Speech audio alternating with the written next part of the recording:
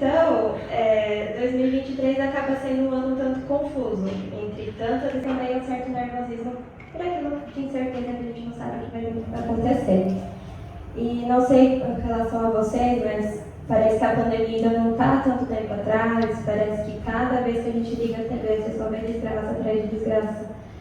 E eu sei o quanto isso pode estar nos deixando nervosos, pode estar nos deixando ansiosos com algumas preocupações. E acho que, para além disso, a vida cotidiana que a gente leva, seja em questões familiares, eu não sei o que acontece na vida pessoal de cada um, mas eu sei que família é sempre complicado.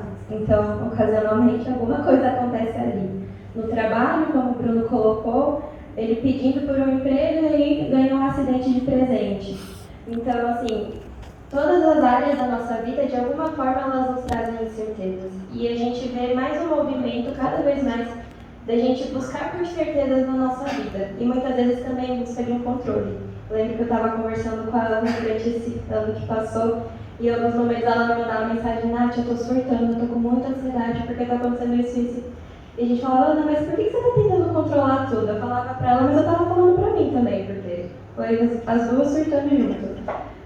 E não é que seja errado a gente buscar o controle das coisas, não é que seja errado a gente tentar ser organizado com aquilo que a gente tem que cumprir no nosso dia a dia. Mas você já percebeu como a gente tenta controlar tudo? Desde a quantidade de calorias que a gente vai ingerir para depois a gente perder elas, para não engordar, ao horário que a gente acorda, o horário que a gente vai dormir, o horário que eu vou comer, o horário que eu vou escovar meu dente, o horário que eu vou chegar no trabalho, o horário que eu vou chegar em casa. Tudo tem que estar cronometrado, tudo tem que estar muito perfeitinho. Só que quando a gente tenta assumir esse controle pra gente, acaba que a gente tira das mãos de Deus o poder dele agir sobre a nossa vida. Quando eu quero fazer tudo, quando eu quero controlar tudo, a gente tira a oportunidade dele assumir essa responsabilidade para nós. E além disso, a gente não foi feito para viver no conforto. E aí, o que vai parecer um pouco estranho, então vocês me respondam. Estresse, medo, ansiedade, para você é algo bom ou algo ruim? Hein? Isso, obrigado, Andy. A resposta certa é essa, depende da quantidade. Porque eles não são ruins. Troca estresse por, vamos ver, precaução. Troca ansiedade por atenção. Medo por vigília. São palavras com conotações negativas para vocês? Proteção, vigília, atenção. E essas coisas nada mais são do que isso. O medo, a ansiedade, o estresse, eles foram feitos para serem algo positivo na nossa vida. Deus não ia deixar que alguma coisa fizesse parte do nosso sistema de funcionamento se não fosse a nosso benefício. É uma forma da gente nos proteger, é uma forma de, em momentos de perigo, em momentos que a gente não sabe como lidar com determinadas situações, é o nosso mecanismo de defesa. É assim que o nosso corpo funciona. O que acontece é que geralmente a gente tende a por um passo mais profundo da coisa. E aí a gente, em vez de sentir uma ansiedade normal, a gente vai para o patológico, em vez de ter um medo normal, vai para o medo patológico, e aí é onde o negócio complica inteiro. O que acontece é que se a gente for analisar um pouquinho sobre, sei lá, o Neymar, que é um cara que joga futebol em nível de alta performance, ou qualquer outra pessoa que trabalha na área de esportes, ou mesmo no mercado financeiro, onde a gente demanda uma alta performance, um alto desempenho, esses caras eles vivem em constante nível de estresse. E eles só dão frutos porque eles estão em nível alto de estresse. Então quer dizer que agora tem que ser uma pessoa estressada? É isso que eu estou falando? Não, tá? Não todo mundo fica calmo. Mas é que achar um equilíbrio nesse nível de estresse é o que nos permite nos mexer, é o que nos permite estar em constante aprimoramento e é o que nos permite crescer.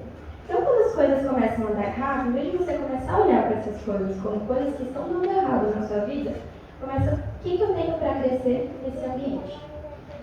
E aí eu vou pedir para vocês, se vocês trouxeram a Bíblia ou no celular mesmo, abrindo o livro de Lucas, no capítulo 15. Lá para o versículo 12. O capítulo 15 é para a gente aprender um pouquinho da história do filho pródigo. Acho que é uma história um tanto batida para todo mundo, né? Do mundo conhece, então se você não trouxe a Bíblia, não se preocupe que eu acho que você vai entender. Eu vou pular toda a história e eu vou ir direto para o versículo 12. Eu imagino que a maioria das nossas Bíblias aqui sejam em português, mas se em casa, ou se mesmo a sua Bíblia que você trouxe tem a versão em inglês, dá uma olhadinha depois na versão em inglês, porque você vai entender um pouquinho mais do que eu estou querendo te falar hoje. No versículo 12 do capítulo 15 de Lucas, você vai encontrar escrito assim: o mais novo disse ao seu pai: Pai, quero a minha parte da herança. Assim, ele repartiu sua propriedade entre eles. Quando você lê esse versículo em inglês, ele vai... Uma das palavras principais desse pedido é give me. Ele está pedindo para o pai dar algo para ele. A tradução de give me é essa, me dê. E esse é o pedido do filho pródigo. Ele pede que no início... Desculpa. Ele pede no início para que o pai dê a ele aquilo que lhe é de direito. Aquilo que para ele é a herança. E ele não está errado em pedir isso. A gente já ouviu várias vezes essa história, às vezes a gente ouve como se ela estivesse errada de alguma maneira. Mas ele está pedindo aquilo que eventualmente ele já ia ganhar. Então por que não ganhar antes, entendeu? No final das contas, era o direito dele. E ele não está errado naquilo que ele está pedindo. E aí lá para o versículo 19, quando a gente pula essa história toda, a gente vai ver que ele se arrepende, ele volta para a casa do pai e ele fala assim: eu não sou mais digno de ser chamado teu filho, trata-me como um dos teus empregados. E aí quando você também lê esse versículo, só que agora no inglês, as frases são muito parecidas e o que vai mudar é, em vez do give me, make me. Então faça-me o teu servo. E aí é que muda um pouquinho a situação, e é essa diferença entre me dê e me faça, que é o que eu quero que a gente tenha um pouco de atenção hoje. Porque quando ele fala assim, faça-me o teu servo, make me teu servo, ele está buscando um trabalho. Ele não está pedindo pela herança, que é algo fácil, que não foi algo que ele conquistou, mas algo que deixaram para ele. Está falando assim, me dá trabalho. Me dá uma recompensa por aquilo que eu vou estar fazendo no teu nome. E aí, como eu não podia fugir muito da minha área, da área que eu gosto de entender um pouquinho da psicologia, da psicanálise, relacionada com as questões bíblicas. Eu sei que tem gente que acha que não tem nada a ver, mas para mim tem muito. E quando eu relaciono, eu percebo como essa passagem da história do filho pródigo, ela tem tudo a ver com a forma como é o processo terapêutico. E também como é a forma como nossa vida cristã deveria ser levada. No início das coisas, a gente tem um pedido até um tanto quanto infantil, esse me dê aquilo que é meu por direito. A gente, quando é criança, tudo a gente quer pra gente. É aquela fase de inveja, aquela fase de ciúmes, então tudo é meu e eu não quero dividir com ninguém. É quase isso esse primeiro momento do filho pródigo. Ele não tem estrutura nem para receber aquilo que ele está pedindo. É quase você dar uma herança de, sei lá, R$1 milhão para uma criança de 10 anos. O que ela vai comprar com esses R$10? Entendeu? Vai gastar isso em um mês e aí depois vai acabar e vai falar, acabou, quero mais. É basicamente isso que a gente pede para Deus constantemente quando a gente só pede. Porque às vezes a gente pede e não tem noção daquilo que a gente está pedindo. A gente pede sem ter estrutura para lidar com aquilo que a gente está pedindo que Ele faça na nossa vida. E a gente acha que vai funcionar, e a gente acha que vai dar certo, e na maioria das vezes a gente quebra a cara. E aí, em vez da gente culpar a gente mesmo, assumir a responsabilidade pelo pedido errado que a gente fez, a gente fala assim, ou Deus não me abençoou, ou Satanás veio e fez um estrago na minha vida. Mas a responsabilidade é dos dois, não é tua. Você que pediu, e a responsabilidade não é tua pelo que aconteceu com aquilo. Só que a gente vê com o amadurecimento do filho pródigo, que depois, em vez do give me, ele pede make me. Faça. Permita que eu faça algo. A gente vê que nesse amadurecimento exigiu uma certa paciência da parte dele. Paciência para ir lá e quebrar a cara.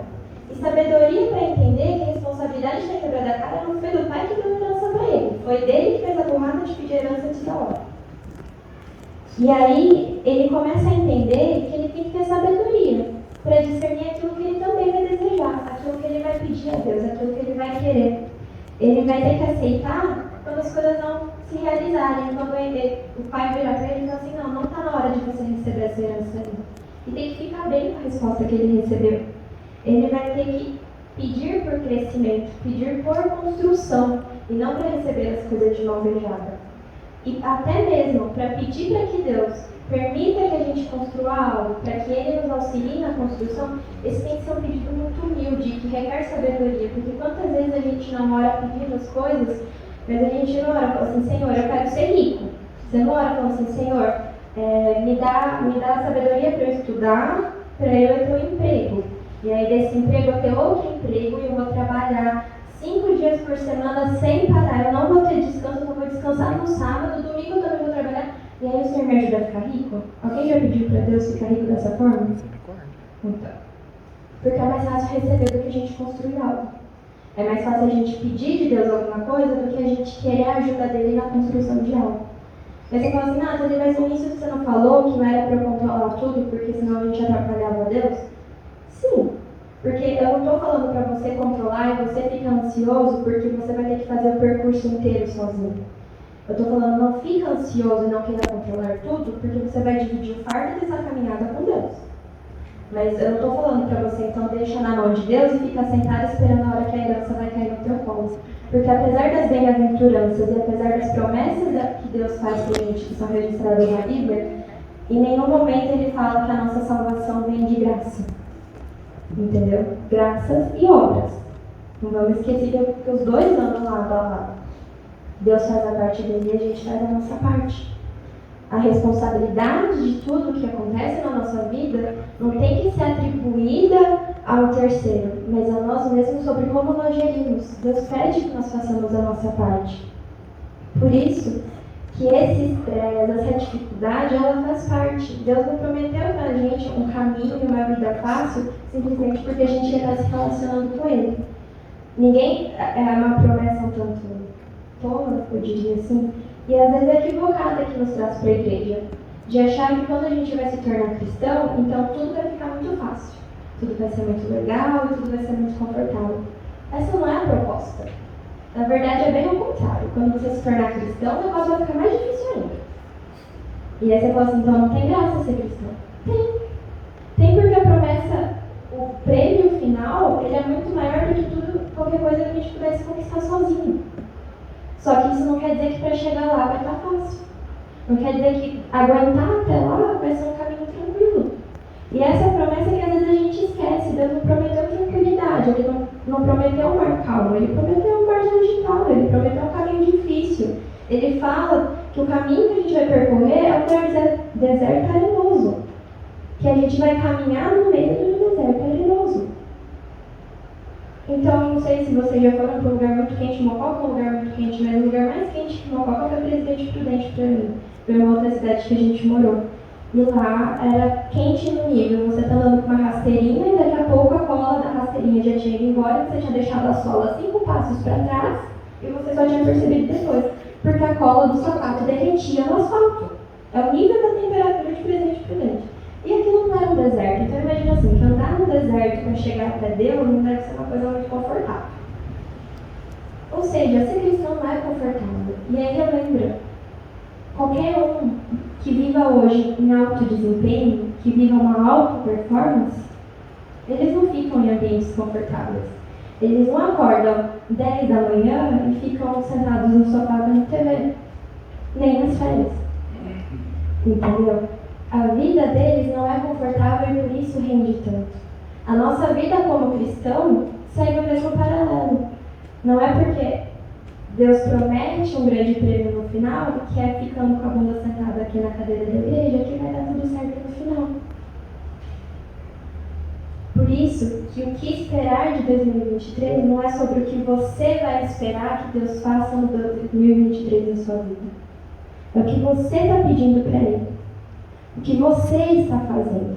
Você está igual o filho pródigo lá no início, ainda na fase infantil do me dê logo aquilo que eu acho que eu mereço, me dê logo aquilo que eu quero.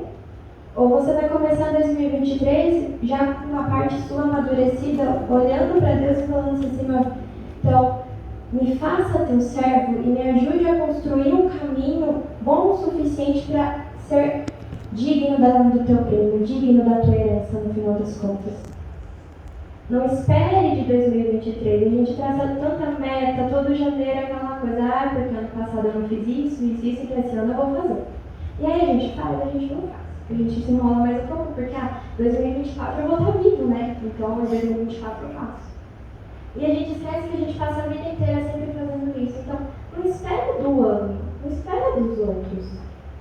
faça e peça a ajuda de Deus, porque se você não pedir, você vai se sobrecarregar e não vai sair do lugar. Mas você também fica esperando que Deus faça tudo por você, Ele também não vai fazer.